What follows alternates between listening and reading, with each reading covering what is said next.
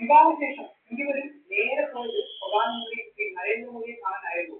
അദ്ദേഹത്തെ മാത്രമല്ല തൊട്ടുപുറകെ അമിത്ഷായും കണ്ടു എന്നതാണ്. ഹൈദരാബാദിൽ വെച്ച് നടക്കുന്ന റിസപ്ഷനിൽ നേരിട്ട് ക്ഷണിക്കാൻ വേണ്ടിയായിരുന്നു ഇവർ കൂടിക്കാഴ്ച. സന്ദേശത്തിന്റെ ഭാഗമായി ഇന്ത്യയിലെ പല സിറ്റികളിലേക്കും സ്പീഡ് ബോക്സ് ഡിസ്ട്രിബ്യൂട്ട് ചെയ്തു എന്നതാണ്. നമ്മുടെ കേരളത്തിൽ അവർ കൽക്കരിച്ചത് തെറ്റിയായിരുന്നു. അതുപോലെ പല ക്ഷേത്രങ്ങളിലും അന്നദാനം നടത്തി എന്നതാണ്. വിശ്വാസികളായതുകൊണ്ട് തന്നെ രണ്ടുപേരും ആദ്യം പോയത് തിരുപ്പതി ക്ഷേത്രത്തിലേക്കായിരുന്നു. പ്രാർത്ഥനയ്ക്ക് ശേഷവും ക്ഷേത്രത്തിന് സമീപത്ത് വെച്ച് ഭക്തർക്ക് മധുര വിതരണം ചെയ്തു. മാർച്ച് 2-ന് ഇരുവരും പോയത് വിജയദേവരുടെ കുമ്മൻപേട്ട ഗ്രാമത്തിലേക്കായിരുന്നു.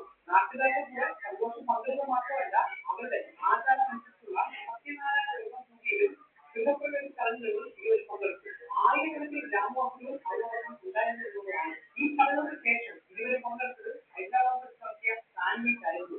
ഇന്ത്യയിലെ തന്നെ ധാരാളം ആരാധനകളുടെ താരങ്ങളാണ് ലക്ഷ്മിയും ഇന്ത്യയും. അതുകൊണ്ട് തന്നെ ആ ഒരു സന്തോഷം ഫാൻസിന്റെ കൂടെ പങ്കിടാനും കാര്യങ്ങൾ മറന്നില്ല എന്നതാണ്. മാർച്ച് 4-ന് ഹൈദരാബാദിലെ താജ്കൃഷ്ണ ഫൈറ്റർ പബ്ബിൽ വെച്ചാണ് റിസപ്ഷൻ.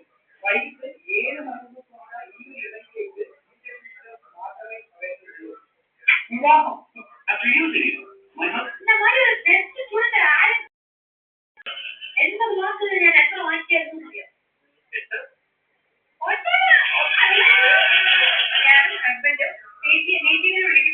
ഞങ്ങൾ രണ്ടുപേരും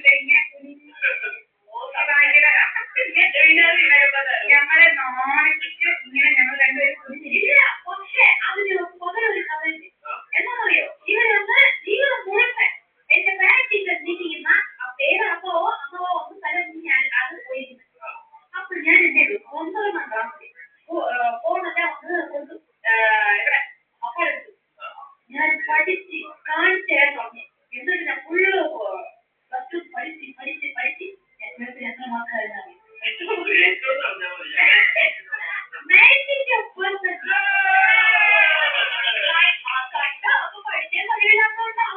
ഞാൻ അക്കൗണ്ട്സിന് 200 അപ്പൊ തൊട്ട് ഇപ്പൊ ഞങ്ങളുടെ നല്ല ഇങ്ങനെ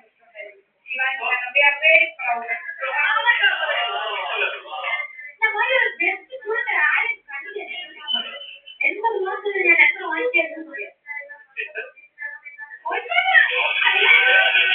ഞാൻ ഹസ്ബൻഡ് മീറ്റിംഗിന് വിളിക്കുമ്പോ ഞങ്ങൾ രണ്ടുപേരും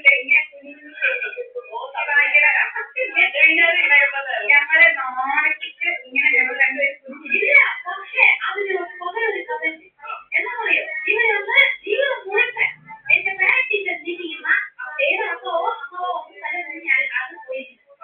അപ്പൊ ഞാൻ എന്റെ 9-ാം ക്ലാസ്സിൽ ഫോണൊക്കെ ഒന്ന് കൊടുത്തു.